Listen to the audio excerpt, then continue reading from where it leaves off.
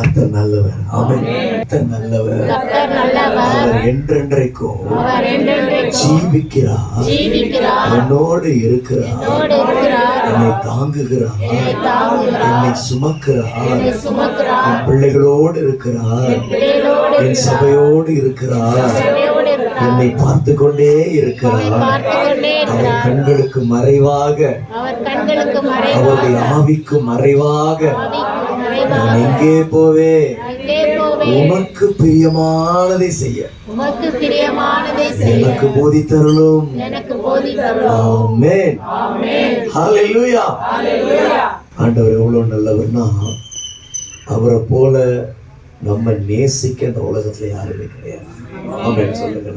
ஹல்லேலூயா. நம்ம அவரை போல நம்மள யாரும் நேசிக்கவும் முடியாது.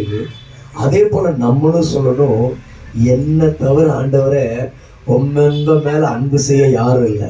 ஹல்லேலூயா சொல்லுங்க. Equivalent love. Hallelujah. The equivalent love. So nothing but Jesus love. Amen. ஆண்டவருடைய அன்பை போல ஒரு அழகான அன்பு யார்கிட்டையுமே இல்லை. அவரை போல நம்ம நேசிக்கவும் முடியாது. ஆமென் சொல்லுங்க. ஆமென். கர்த்தர் நல்லவர்.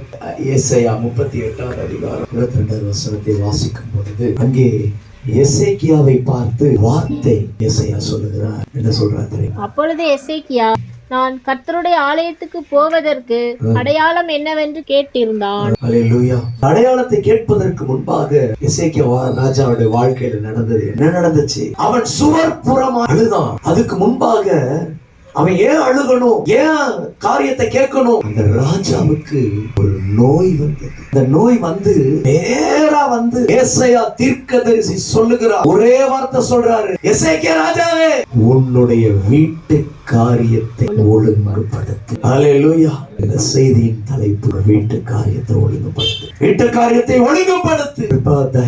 வீட்டு காரியத்தை ஒழுங்குபடுத்து. எசேக்கியா ராஜா சொல்றாரு, அழுறாரு. என்ன அழுகிறார்? அழுத உடனே இருந்து ஒரு 50 அடி கூட போகல. ஏசாயா தீர்க்கதரிசிக்கு கர்த்தருடைய வார்த்தை உண்டார். உன் விண்ணப்பத்தை கேட்டு உன் கண்ணீரை கண்டேன். உன் ஆயுசு நாட்களோடு 15 வருடத்தை நான் கூட்டி தருகிறேன்.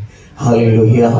ஹல்லேலூயா. இரவெல்லாம் பகலெல்லாம் இதயம் உமக்காக துடிக்குதையா. நினைவெல்லாம் பேச்செல்லாம் நேசரே உம்மை பற்றித்தானே. உன்னத தேவனே என் இயேசு ராஜனே, உம்மோடு இணைந்திட துடிக்குதையா.